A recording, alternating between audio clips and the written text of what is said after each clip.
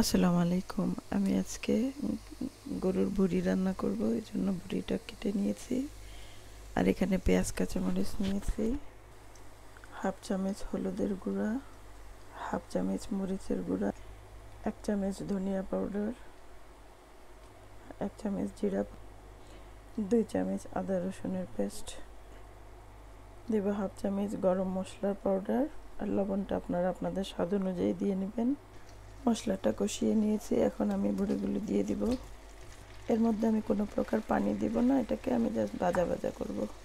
এটাকে আমি পুরাই একদম ভাজা ভাজা করে নিব। পানি উঠে গিয়েছে, তো এখানে ভুঁড়িগুলো ভাজা হয়ে গিয়েছে, আমার মোটামুটি পুরোই হয়ে গিয়েছে, একদম শুকনো শুকনো হয়ে গিয়েছে। তো আশা করি সবার ভালো লাগবে। তো ভালো লাগলে লাইক সাপোর্ট করবেন। ভালো থাকবেন সবাই। আল্লাহ হাফেজ।